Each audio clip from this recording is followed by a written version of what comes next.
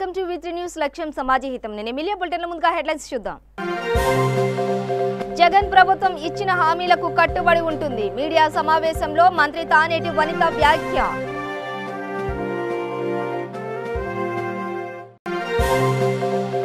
Court తీర్పును శిరస వహిస్తున్నాం. ఏపీ ఈసీ వ్యవహారంలో కోర్టు తీర్పుపై స్పందించిన మంత్రి బాలినేని శ్రీనివాస్.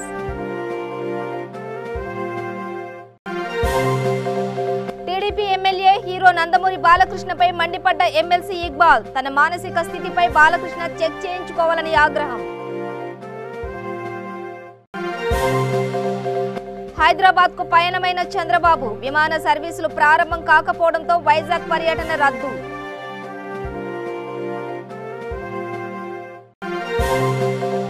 తెలంగాణలో రాబోయే 3 రోజుల్లో ఉష్ణోగ్రత పెరిగే అవకాశం వెల్లడించిన వాతావరణ శాఖ అసిస్టెంట్ డైరెక్టర్ నాగరత్న.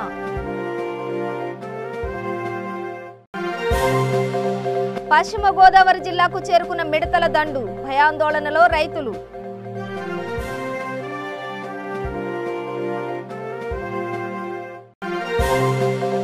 తూర్పుగోదావరి జిల్లాలో అమానుష ఘటన. ప్రేమ పేరుతో బాలికను వేధించిన యువకుడు.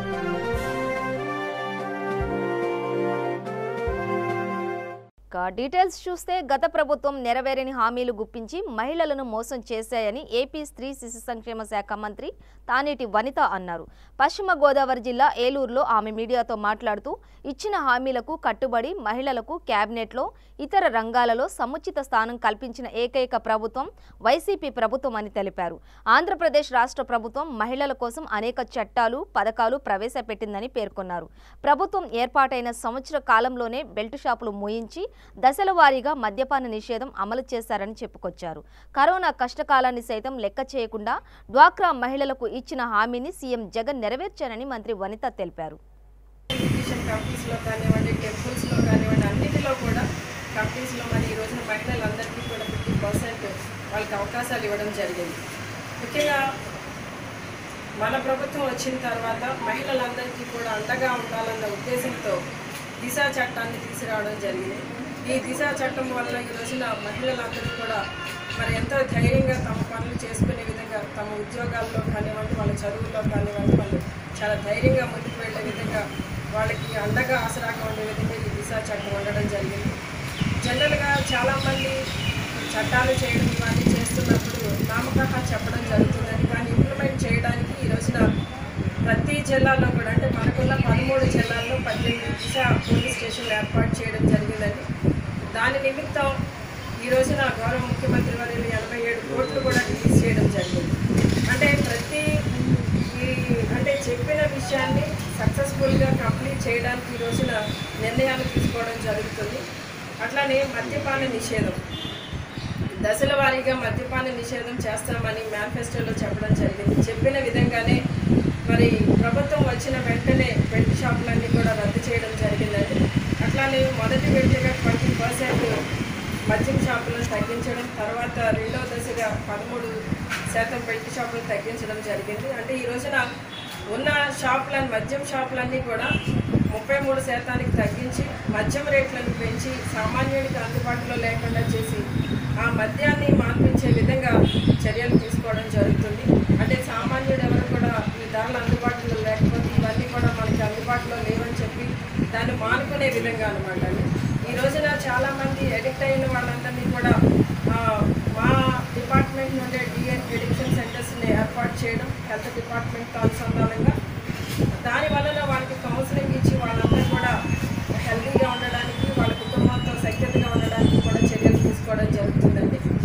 ఈ రోజున మనమందరం కూడా గుర్తించుకోవాల్సింది ఏంటంటే ప్రభుత్వము మహిళా పక్షపాతిగా, ముఖ్యమంత్రి మహిళా పక్షపాతిగా ఏ విధంగా ఏ కార్యక్రమాలు చేస్తున్నారన్నది మనం చూస్తే అమ్మఒడి కానివ్వండి, అట్లానే ఈ రోజున డ్వాక్రా అక్క చెల్లెమ్మలు వాళ్ళకి ఇస్తామని చెప్పిన 0 వడ్డీని కరోనా విపత్తులో కూడా ఏమాత్రం కూడా ఆర్థిక పరిస్థితికి భయపడకుండా వెనుకడుగు వేయకుండా మరి డ్వాక్రా అక్క చెల్లెమ్మలందరికీ కూడా ఇస్తామన్న 0 వడ్డీని ఆన్లైన్ ద్వారానే వాళ్ళకి అందించడం జరిగింది. అంటే మనమందరం కూడా అంటే ఫస్ట్ రిలీజ్ చేసేది ఏంటంటే ఈ రోజున మన రాష్ట్రానికి జగనన్న ముఖ్యమంత్రి అయ్యారంటే దానికి కారణం మహిళలందరూ అని చెప్పేసి మేము వాళ్ళందరూ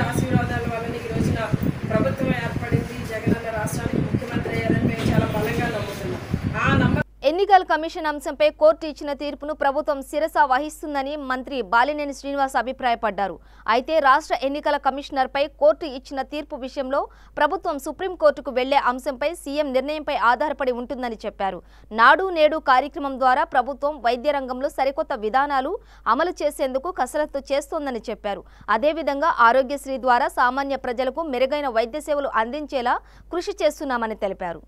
కోర్టు ఒకవేళ తీర్పిస్తే దానికి ప్రభుత్వం తప్పకుండా తీర్పుకి శిరసావహించ తప్పదు. కానీ మరి దాంట్లో ఉన్న లోటుపాట్లు ఏమున్నాయో ఒకవేళ అవసరమైతే ప్రభుత్వం సుప్రీంకోర్టు పోయే అవకాశం ఉంటుంది కాబట్టి చూస్తాం. ముఖ్యమంత్రి గారు దాని మీద ఆలోచిస్తారు. దాని మీద మరి ముఖ్యమంత్రి గారు ఆలోచన చేస్తారు. ముఖ్యమంత్రి గారు దాని మీద చేసి గత సంవత్సరం నుంచి కూడా ఈ ఆరోగ్య శాఖ విషయంలో మరి ఈ ప్రభుత్వం చేసినటువంటి కార్యక్రమాలన్నీ కూడా వివరించడం జరిగింది. అలాగే కొంతమంది సూచనలు కూడా ఏమేమి చేయాలని కూడా కొంతమంది సూచనలు కూడా చేయడం జరిగింది. ముఖ్యంగా ముఖ్యమంత్రి గారు ఈ సంవత్సరంలో ఆరోగ్య శాఖను ముందుకు తీసుకుపోతున్నారు. మరి ప్రతి ఒక్కరు కూడా ఆరోగ్యం ఉండాలి, ప్రతి ఒక్కరు కూడా పేదవాళ్ళు కూడా కార్పొరేట్ హాస్పిటల్లో మరి వైద్యం చేకూర్చాలనే ఉద్దేశంతో మరి గతంలో లేని జబ్బులకు కూడా ఆరోగ్యశ్రీలో పెట్టి మరి ముందుకు తీసుకుపోయినటువంటి పరిస్థితులు ఉన్నాయి. మరి ఈరోజు చెన్నైలో కానీ బెంగళూరులో కానీ హైదరాబాద్లో కానీ కూడా గతంలో లేదు హాస్పిటల్స్లో. అక్కడ చేసుకుంటే మరి ఆరోగ్యశ్రీ వర్తించదు. కానీ ఇప్పుడు ముఖ్యమంత్రి గారు అక్కడ కూడా పెద్ద పెద్ద హాస్పిటల్స్లో కూడా ఆయన మరి ఆరోగ్యశ్రీ వర్తించే విధంగా చేయడం జరిగింది. అలాగే వైఎస్ఆర్ ఆసరా విషయంలో కూడా ఏదైతే జబ్బులు హాస్పిటల్లో ఉండి జబ్బులు అయిన వాళ్ళు మరి వాళ్ళు కొన్ని రోజులు రెస్ట్ తీసుకోవాల్సిన పరిస్థితి ఉంటే వాళ్ళకి కూడా డబ్బులు ఆసరాగా నెల రోజుల పాటు వాళ్ళకు ఆసరాగా డబ్బులు ఇచ్చే కార్యక్రమం కూడా ముఖ్యమంత్రి గారు చేపట్టారని కూడా తెలియజేసుకుంటా ఉన్నాం. మరి ముఖ్యమంత్రి గారు గతంలో రాజశేఖర రెడ్డి గారు పెట్టినటువంటి ఆరోగ్యశ్రీ పథకాన్ని ముందుకు తీసుకుపోయిన పరిస్థితులు ఉన్నాయి. మరి అందరూ కూడా రాజశేఖర రెడ్డి కుటుంబం అంటే మనసున్న కుటుంబం అనేది వాళ్ళు చాట చెప్పిన పరిస్థితులు ఉన్నాయి. పేదవాళ్ళని బాగా ఆదుకోవాలనే ఉద్దేశంతో మరి ఆరోగ్యశ్రీ పథకం పెట్టినట్టు రాజశేఖర రెడ్డి గారిని తలపించే విధంగా ముఖ్యమంత్రి జగన్మోహన్ రెడ్డి గారు మరి ఈ ఆరోగ్యశ్రీ పథకాన్ని ముందుకు తీసుకుపోతానని కూడా తెలియజేసుకుంటా ఉన్నాం. అట్లనే నాడు నేడు అని పెట్టి మరి పిఎస్ సెంటర్స్ కానీ మరి అన్నీ కూడా హాస్పిటల్స్ ఆధునీకరణ చేసి మంచి హాస్పిటల్స్గా తీర్చిదిద్దడానికి ప్రయత్నం చేయడం జరుగుతూ ఉంది. అట్లానే ఈ సచివాలయానికి సంబంధించి ఎక్కడైతే సచివాలయాలు ఉన్నాయో అక్కడ ఈ ఆరోగ్య మరి చిన్న సెంటర్స్ కూడా పెట్టడం జరుగుతుంది. ప్రతి సచివాలయం దగ్గర కూడా ఈ కార్యక్రమాలు చేపట్టడం కూడా జరుగుతుందని కూడా తెలియజేసుకుంటా ఉన్నాం. ఇట్లా ముఖ్యమంత్రి గారు ఎన్నో రకంగా ముందుకు తీసుకుపోతా ఉన్నారు. మన ఒంగోలుకు సంబంధించి మెడికల్ మన రిమ్స్ హాస్పిటల్ కూడా కొన్ని సమస్యలు ఉన్నాయి. సిటీ స్కాను ఇవన్నీ కూడా చేసుకోవాల్సిన పరిస్థితుంది. త్వరలోనే అవన్నీ కూడా మేము సమకూర్చి తప్పకుండా మన ప్రజలందరూ కూడా అందుబాటులో తీసుకొచ్చే కార్యక్రమం చేపడతామని కూడా తెలియజేసుకుంటూ అన్ని రకాలుగా ఆరోగ్యశ్రీ విషయంలో ఆరోగ్యం విషయంలో ముందుకు తీసుకుపోతామని ప్రతి ఒక్కరికి కూడా ప్రజలకి అన్ని రకాలుగా సేవలు అందిస్తామని కూడా తెలియజేసుకుంటాం. TDP MLA hero Nandamuri Balakrishna చేసిన వ్యాఖ్యలపై పెద్ద ఎత్తున విమర్శలు వెల్లువెత్తుతున్నాయి. సినీ పరిశ్రమపైనే కాకుండా వైఎస్ఆర్ కాంగ్రెస్ పార్టీ ప్రభుత్వంపై ఆయన చేసిన వ్యాఖ్యలపై సినీ ప్రముఖులు రాజకీయ నేతలు మండిపడుతున్నారు. వైఎస్ఆర్సీపీ ఎమ్మెల్సీ ఇక్బాల్ బాలకృష్ణపై దీనిపై ఘాటుగా స్పందించారు. ఓ వీడియో సందేశాన్ని విడుదల చేసిన ఇక్బాల్ బాలకృష్ణ వ్యాఖ్యలను తప్పుపట్టారు. వైఎస్ఆర్సీపీ ప్రభుత్వం పడిపోతుందని బాలకృష్ణ ఎలా మాట్లాడతారని ప్రశ్నించారు. వైఎస్ఆర్సీపీకి 151 మంది ఎమ్మెల్యేలు ఉన్న సంగతి ఆయనకు తెలియదా అని ఎద్దేవా చేశారు. గేట్లు తెరిస్తే టీడీపీ ఖాళీ అవుతుందని సీఎం జగన్ ఏనాడో చెప్పారని గుర్తు చేశారు. విలువలకు కట్టుబడి సీఎం జగన్ పాలన సాగుతుందని అన్నారు. మానసిక స్థితికి సంబంధించిన బాలకృష్ణ ఒకసారి చెక్ చేయించుకోవాలని తీవ్ర స్థాయిలో ఆగ్రహం వ్యక్తం చేశారు. ఈరోజు నందమూరి బాలకృష్ణ గారు ఎమ్మెల్యే హిందూపూర్ మహానాడు అంటే అది మహానాడు అనడానికి లేదు, మినీ మహానాడు అనడానికి కూడా లేదు, మైక్రో మహానాడు అనడానికి కూడా లేదు. అది సరే జూమ్ నాడు అని అనొచ్చేమో. అందులో మాట్లాడారు, తొందరలోనే టీడీపీ ప్రభుత్వం అధికారంలోకి వస్తుంది, 151 సీట్లు 50% ఓట్లతో వచ్చిన వైసీపీ ప్రభుత్వం పడిపోతుందని ఆయన వ్యాఖ్యానించడం ఒకటి. రెండవది, నా అవసరం ఎక్కడుంటే నేను అక్కడ ఉంటానని చెప్పడం అనేది కూడా చెప్పారు ఆయన. జనరల్గా సర్వసాధారణంగా బాలకృష్ణ గారు మాట్లాడితే వేరే వాళ్ళు దానికి జనరల్గా కౌంటర్ మేము ఇవ్వడానికి ఇష్టపడం. ఎందుకంటే అవి చాలా కాదు 100% సందర్భాల్లో అసందర్భంగా ఉంటుంది. తర్వాత ఆ కిలికిలి భాషను మరిపించే విధంగా ఆయన మాట్లాడుతుంటారు. బాహుబలి సినిమాలో కాలికేయుడు మాట్లాడిన భాష కంటే మరిపించే విధంగా ఉంటుంది. కానీ ఇప్పుడు నేను హిందూపురం ఇన్ఛార్జిగా ఉన్నాను, తర్వాత ఆయన మా ఎమ్మెల్యే కూడా, కాబట్టి ఏదో 2-3 మాటలు మాట్లాడవచ్చు.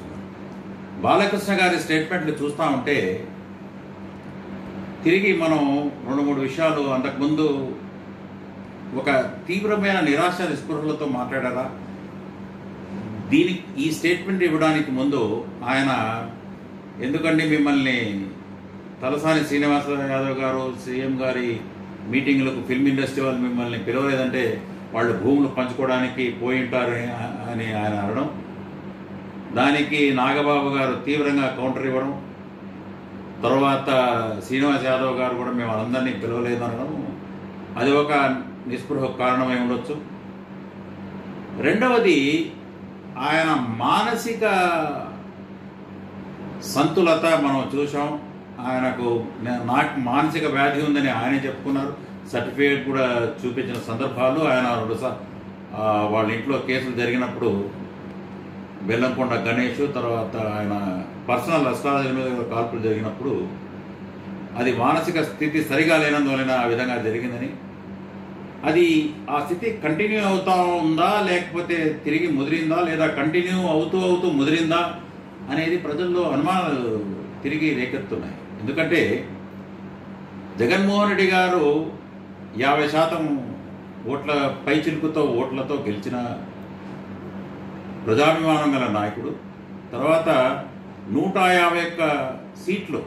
టీడీపీ అధినేత చంద్రబాబు నాయుడు 2 నెలల అనంతరం ఇటీవలే ఏపీలో అడుగుపెట్టిన సంగతి తెలిసిందే.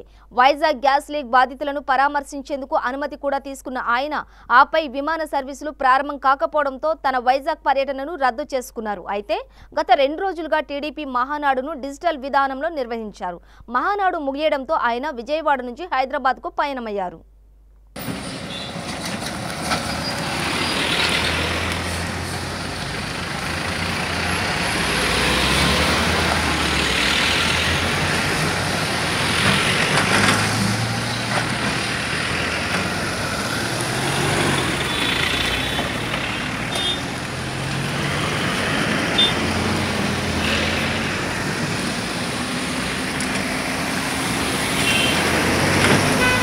తెలంగాణలో రాబోయే 3 రోజుల్లో ఉష్ణోగ్రత పెరిగే అవకాశం ఉందని వాతావరణ శాఖ అసిస్టెంట్ డైరెక్టర్ నాగరత్న అన్నారు. రానున్న 48 గంటల్లో వేడి గాలులు వీచే అవకాశం ఉందని, జూన్లో నైరుతి రుతుపవనాలు కేరళ తీరాన్ని తాకనున్నాయని అన్నారు. జూన్ 10 నాటికి తెలుగు రాష్ట్రాలలో నైరుతి రుతుపవనాలు వీచే అవకాశాలున్నాయని తెలిపారు. ప్రస్తుత వాతావరణ పరిస్థితులు చూసుకున్నట్లయితే ఈ నైరుతి రుతుపవనాలు మనకి నైరుతి బంగాళాఖాతం, అట్లాగే ఆగ్నేయ బంగాళాఖాతంలోను, అట్లాగే మాల్దీవ్స్ కొమరిన్ ఏరియాలో కూడా ప్రవేశించాయి. రాబోయే 24 గంటల్లో కూడా ఇవి మరింత ప్రోగ్రెస్ అయ్యి ఈ మాల్దీవ్స్ కొమరిన్ ఏరియా, అట్లాగే ఈ దక్షిణ అరేబియా సముద్ర ప్రాంతం, అట్లాగే వాయువు మరియు ఆగ్నేయ బంగాళా ప్రాంతాల్లో కూడా ప్రవేశించే అవకాశాలు ఎక్కువగా కనిపిస్తున్నాయి. అట్లాగే చూసుకున్నట్లయితే రాబోయే 24 గంటల్లో 31 మే కల్లా కూడా ఒక అల్పపీడనం ఒకటి ఈ ఆగ్నేయ అరేబియా సముద్రంలోని ఆ పరిసర ప్రాంతాల్లో కూడా ఫార్మ్ అయ్యే అవకాశాలు ఎక్కువగా ఉన్నాయి. ఇది ఆ తర్వాత కూడా ఇది మనకి వాయుగుండంగా కూడా అరేబియా సముద్రంలో కొంచెం ఇంటెన్సిఫై అయ్యే అవకాశాలు కూడా ఎక్కువగా కనిపిస్తున్నాయి. తర్వాత చూసుకున్నట్లయితే ద్రోణి ఒకటి విదర్భ నుండి దక్షిణ తమిళనాడు వరకు రాయలసీమ మరియు తెలంగాణ మీదుగా ప్రస్తుతం కేంద్రీకృతం అయ్యింది. తెలంగాణ ప్రాంతంలో రాబోయే 3-4 రోజుల వరకు కూడా వాతావరణ పరిస్థితులు చూసుకున్నట్లయితే ఈ రోజు రాబోయే 24 గంటల్లో తెలంగాణలో చాలా చోట్ల కూడా 40 డిగ్రీ సెల్సియస్ పైన ఉష్ణోగ్రతలు నమోదవడమే కాకుండా ఉత్తర తెలంగాణ ప్రాంతం, ఈశాన్య తెలంగాణ ప్రాంతం, అట్లాగే తూర్పు తెలంగాణ ప్రాంతాల్లో కూడా 1-2 చోట్ల వడగాల్పులు నమోదయ్యే అవకాశాలు ఎక్కువగా కనిపిస్తున్నాయి. అలాగే ఈ ద్రోణి యొక్క ప్రభావం వల్ల చూసుకున్నట్లయితే రాబోయే 3-4 రోజుల వరకు కూడా అక్కడక్కడ తేలికపాటి నుంచి మోస్తరు వర్షాలతో పాటుగా ఒక్కొక్కప్పుడు పిడుగుపడే అవకాశం, రేపు ఎల్లుండ చూసుకున్నట్లయితే పడగల వర్షం కూడా కొన్ని చోట్ల తెలంగాణ ప్రాంతాల్లో ఉండే అవకాశాలు ఎక్కువగా ఉన్నాయి. పశ్చిమ గోదావరి జిల్లా ద్వారకా తిరుమలకు మిడతల దండు చేరుకుంది. తూర్ల లక్ష్మీపురం గ్రామంలో మిడతల దండు దాడి చేశాయి. దీంతో రైతులు భయాందోళన చెందుతున్నారు. చుట్టుపక్కల ఉన్న జిల్లేడు చెట్ల ఆకులను కొరికి తింటున్నాయని, జిల్లేడు చెట్లను తింటున్న మిడతల దండు పంటలపై పడి నష్టం కలిగిస్తాయేమోనని రైతులు తీవ్ర ఆందోళన వ్యక్తం చేస్తున్నారు. దీనిపై అధికారులు స్పందించి తగు జాగ్రత్తలు తీసుకుని వాటిని తరిమి కొట్టాలని రైతులు, గ్రామస్తులు ఆవేదన వ్యక్తం చేస్తున్నారు.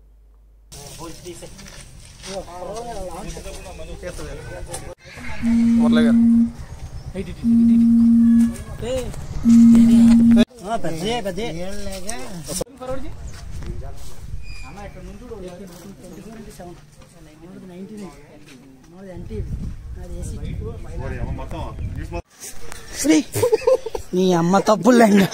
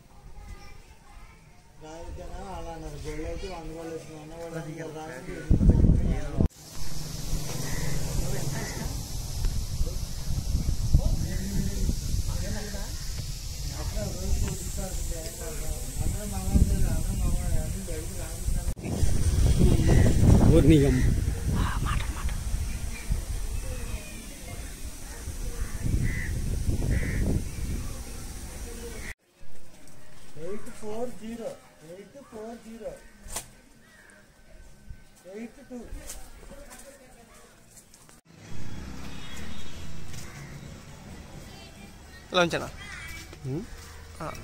కొడతాయంటారా బాబా భయం వేస్తుంది.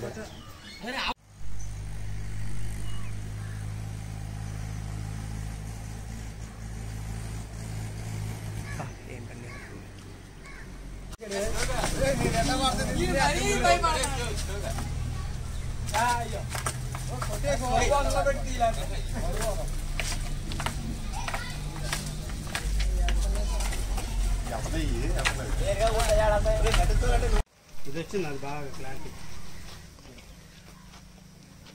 తూర్పుగోదావరి జిల్లాలో అమానుష ఘటన చోటు చేసుకుంది. మైనర్ బాలికను ప్రేమ పేరుతో వేధిస్తున్న యువకుడిపై పోలీసులు పోక్సో కేసు నమోదు చేశారు. తూర్పుగోదావరి జిల్లా అమలాపురం మండలం రోళ్లపాలెం గ్రామంలోని అరుంధతిపేటకు చెందిన ఓ బాలికను ప్రేమ పేరుతో విజయ్ కుమార్ అనే యువకుడు వేధిస్తున్నాడు. తనను ప్రేమించాలని, లేకపోతే హత్య చేస్తానంటూ బెదిరించడంతో ఆ బాలిక పోలీసులకు ఫిర్యాదు చేసింది. దీంతో పోలీసులు కేసు నమోదు చేసి దర్యాప్తు చేస్తున్నారు. ఇప్పుడు 8th క్లాస్ చదువుకుంటున్నానండి. నేను స్కూల్కి వెళ్తుంటేనే వెనకాల వచ్చేతాడండి. మా పక్కనేనండి అది స్కూల్కి వెళ్తే చాలా వెనకాల వచ్చేతాడండి. 3 రోజుల దాకా ఏడిపించాడండి. అలా వెనకాల వచ్చి ఎక్కడికి వెళ్తే అక్కడికి వచ్చేసి ఇవ్వడండి. మా అమ్మకి ఫోన్ చేసి చెప్తే పెద్దలో పెట్టించారండి. పెద్దలు తిట్టారని వాళ్ళని మొన్న పెట్రోల్ ఎట్టుకుని వచ్చేయడండి మీదకి వేసేయడానికి. ఇక్కడ ఉన్నామండి మేము. అప్పుడు ఎవరు లేరు, మేము ఇద్దరమే ఉన్నామండి. చంపేస్తాడని భయం వేసిందండి. మా అమ్మమ్మ వాళ్ళ దగ్గరికి వెళ్ళిపోయామండి. అమ్మ అన్నాడు మేము వెళ్ళి కేసు ఎత్తామండి. కేసు ఎత్తిమన్నాడు, వచ్చి కత్తెట్టుకుని వచ్చేయడండి. నిన్న ఎట్టయితే అప్పుడు మళ్ళీ పోలీసుల దగ్గరికి వెళ్తే లాకప్లు వేసానండి. లాకప్లు వేస్తేనే వాళ్ళు పెద్దలు వచ్చి ఇప్పించేస్తున్నారండి. ఏదో వదిలిచ్చేస్తున్నారండి. మాకు న్యాయం కావాలండి. మేము అసలు బతకలేకపోతున్నామండి. చంపేస్తానని భయపెడుతున్నారండి. మాకు మీరే ఏదోలా న్యాయం చేస్తారని కోరుకుంటున్నామండి. నమస్కారం అండి. నేను డాక్టర్ రాజ్యలక్ష్మి సిరిగినేడి, రాష్ట్ర మహిళా కమిషన్ సభ్యురాన్ని. మరి నిన్న అమలాపురంలో జరిగిన ఘటన గురించి ఈ రోజున నేను ఇక్కడికి రావటం జరిగింది. అమలాపురం రోళ్లపాలెం ఈ ఏరియాలో మరి 2 పాపలు మైనర్ గర్ల్స్ మీద మేజర్ బాయ్స్ 2 అబ్బాయిలు అటాక్ చేయటం, అంటే రోజు స్కూల్కి వెళ్తుంటే ఏడిపించటం, ఆ తర్వాత వీళ్ళు పోలీస్ స్టేషన్లో కంప్లైంట్ ఇచ్చారని చెప్పేసి మా మీద కంప్లైంట్ చేస్తావా అని చెప్పేసి మళ్ళీ పెట్రోల్ తీసుకొచ్చి మళ్ళీ కత్తి తీసుకొచ్చి పెట్రోల్ పోసి తగలపెడతామని చెప్పి ఇలాగ భయపెడుతున్నారని చెప్పి ఆ పిల్లలు చెప్పడం జరిగింది. వారు పోలీస్ స్టేషన్లో కంప్లైంట్ కూడా ఇచ్చారు. తర్వాత వీళ్ళు ఈ అమ్మాయి వాళ్ళ అమ్మ కువైట్లో ఉంటుంది. ఆవిడ కువైట్ నుంచి రాత్రి నాకు కాల్ చేసి, అమ్మ నా పిల్లలకి రక్షణ లేదు, నా పిల్లల్ని రక్షించండి అమ్మా, మహిళా కమిషన్ ద్వారా కూడా మీరు ఒకసారి చూడండి అమ్మా అని చెప్పేసి వాళ్ళ మదర్ నన్ను కనకదుర్గ వేడుకోవటం జరిగింది. కాబట్టి ఆ దాని మీద నేను ఇక్కడికి ఈ రోజున వచ్చాను. ఆ పాపల దగ్గరికి వచ్చి వాళ్ళతో కూడా మాట్లాడటం జరిగింది. ఆ చుట్టుపక్కల వాళ్ళని కూడా విచారించడం జరిగింది. వాళ్ళ అమ్మమ్మ తాతయ్యలతో కూడా మాట్లాడాను నేను. అయితే వాళ్ళ అమ్మ చెప్పింది ఏంటంటే వాళ్ళకి ఒక బాత్రూమ్స్ లేవంట, బాత్రూమ్కి వెళ్ళేటప్పుడు పిల్లల్ని హెరాస్ చేయటం కానీ ఏడిపించడం కానీ చేస్తున్నారని చెప్పి వాళ్ళమ్మ అక్కడి నుంచి ఏడుస్తా ఫోన్ చేశారు. అదేవిధంగా ఈ పిల్లలతో మాట్లాడితే 4 నెలల నుంచి విసిగిస్తున్నారండి, ఇలా మమ్మల్ని భయపెడుతున్నారు మేడం అని చెప్పేసి పిల్లలు కూడా ఓపెన్ అయ్యారు. ఆ తర్వాత మరి వాళ్ళ మీద మరి పోలీసులు కూడా ఈ రోజున ఒక స్ట్రాంగ్ యాక్షన్ తీసుకొని మరి సిఐ గారితో కూడా నేను మాట్లాడటం జరిగింది. పోక్సో కేసు ఫైల్ చేశారని చెప్పారు. కాబట్టి వారిని విడుదల చేయకుండా అంటే కస్టడీలోకి తీసుకొని రిమాండ్కి పంపించాల్సిందిగా నేను ఒక మహిళా కమిషన్ సభ్యురాలుగా కోరుతున్నాను. ఎందుకంటే అండి ఈ రోజున మహిళా కమిషన్ ఉన్నది మహిళలకి ఎటువంటి సమస్య వచ్చినా అంటే చిన్న లేదు పెద్ద లేదు ఎవరికి ఏ సమస్య వచ్చినా కూడా మహిళా కమిషన్ అండగా ఉంటుంది ఎప్పుడు కూడా ఎల్లప్పుడూ కూడా. మరి అటువంటిప్పుడు ఇంత చిన్న పిల్లలకి రేపొద్దున రక్షణ కరువైతే చాలా కష్టం. అంటే prevention is better than cure అన్నారు. ఎప్పుడో జరిగిన దాని గురించి జరిగిపోయిన తర్వాత కాదు, జరగకుండా మనం ఒక చర్య తీసుకుంటే బాగుంటుంది. అది మహిళా కమిషన్, రాష్ట్ర మహిళా కమిషన్ మేము ముందుండి ఇట్లాంటి కార్యక్రమాలు మేము చూడటం జరుగుతుంది, స్పందించడం జరుగుతుంది.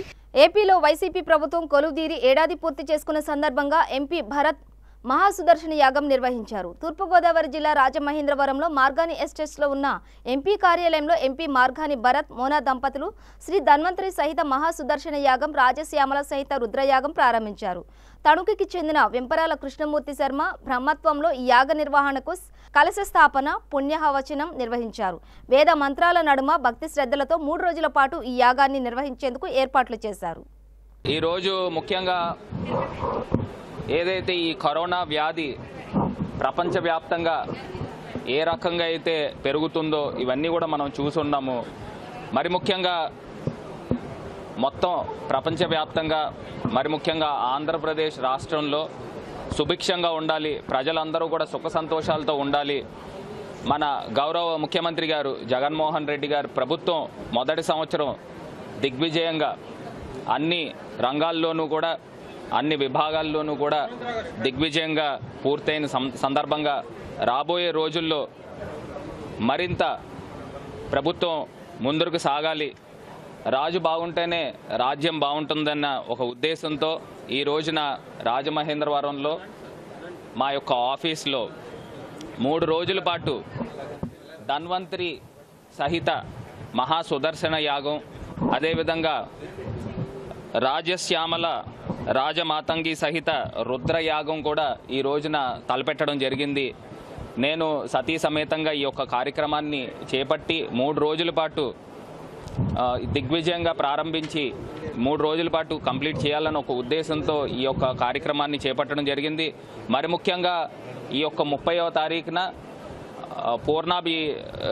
పూర్ణాభి కుంభం ఉంటుంది. ఆ రోజున ఈ యొక్క హోమం కూడా చేసి మొత్తం చాలామంది ఇక్కడ ఉన్న కార్యకర్తలు, నాయకులు మేమంతా కూడా దిగ్విజయంగా ఈ యొక్క సంవత్సర కాలం పూర్తి చేసుకున్న శుభ సందర్భంగా ఆ రోజున అన్నదాన కార్యక్రమం కూడా చేపట్టి మరి ముఖ్యంగా రాబోయే రోజుల్లో ఈ యొక్క కరోనా మహమ్మారి నుంచి భగవంతుడు మనల్ని అందరినీ కాపాడాలని ఒక ముఖ్య ఉద్దేశంతో ఈ కార్యక్రమాన్ని తలపెట్టడం జరిగింది. రాబోయే రోజుల్లో భగవంతుడి యొక్క ఆశీస్సులు మన ముఖ్యమంత్రి గారి పైన, మన రాష్ట్ర ప్రజలందరిపైన ఉండాలని మనస్ఫూర్తిగా ఆకాంక్షిస్తున్నాను. రైతును రాజుగా చేయడమే సీఎం కేసీఆర్ లక్ష్యమని మంత్రి సబితా ఇంద్రారెడ్డి అన్నారు. వికారాబాద్ జిల్లా పరిగి మండలం గడిసింగపూర్లో వానాకాలం పంట సాగుపై నిర్వహించిన అవగాహన సదస్సులో మంత్రి పాల్గొని నూతన వ్యవసాయ పద్ధతిపై రైతులకు వివరించారు.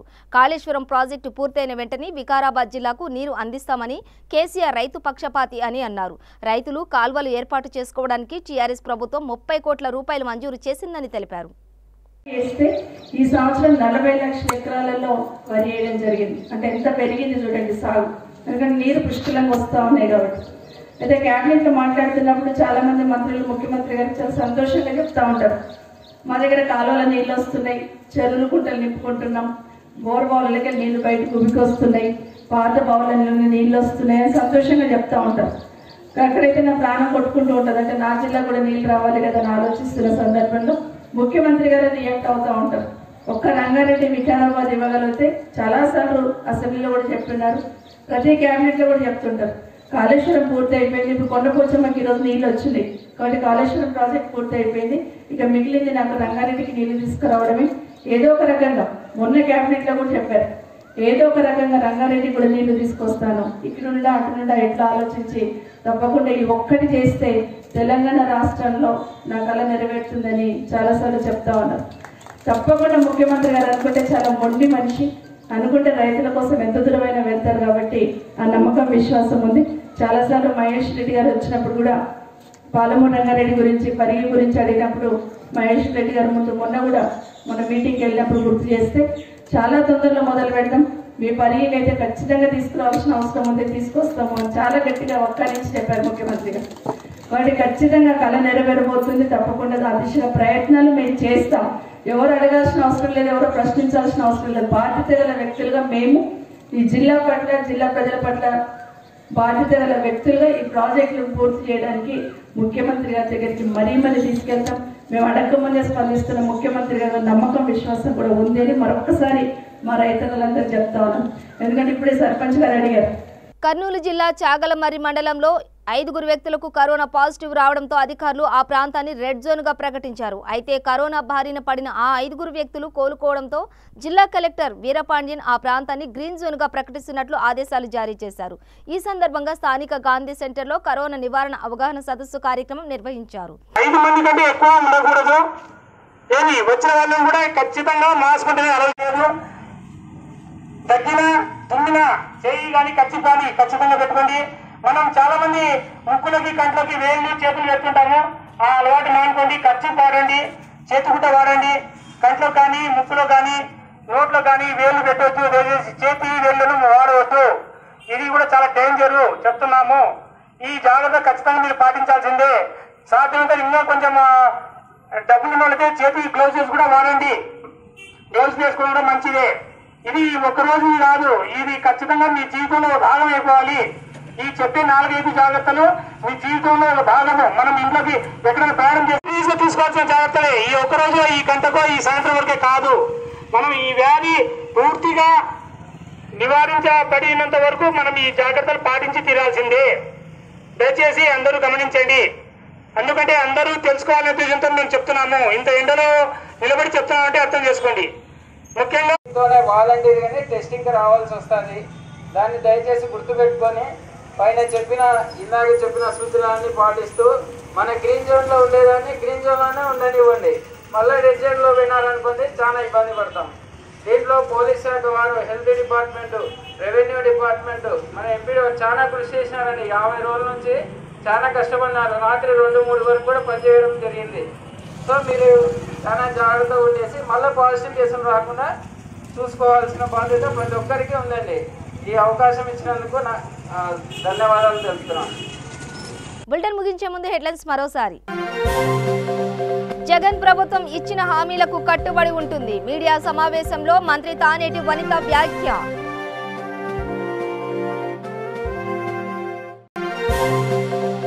కోర్టు తీర్పును శిరసా వహిస్తున్నాం. ఏపీ ఈసీ వ్యవహారంలో కోర్టు తీర్పుపై స్పందించిన మంత్రి బాలినేని శ్రీనివాస్.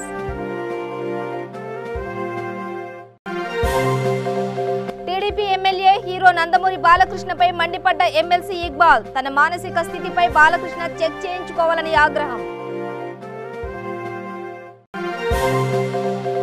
హైదరాబాద్ కు పయనమైన చంద్రబాబు. విమాన సర్వీసులు ప్రారంభం కాకపోవడంతో వైజాగ్ పర్యటన రద్దు.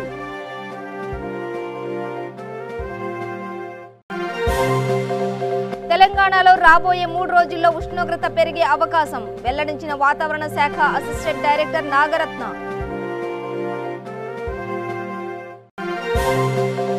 పశ్చిమ గోదావరి జిల్లాకు చేరుకున్న మిడతల దండు. భయాందోళనలో రైతులు.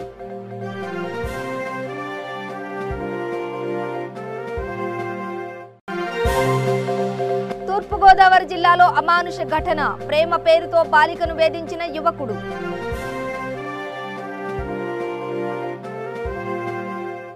ఇవి బులెటిన్ విశేషాలు. మరింత సమాచారం కోసం చూస్తూనే ఉండండి V3 న్యూస్ లక్ష్యం సమాజ హితం.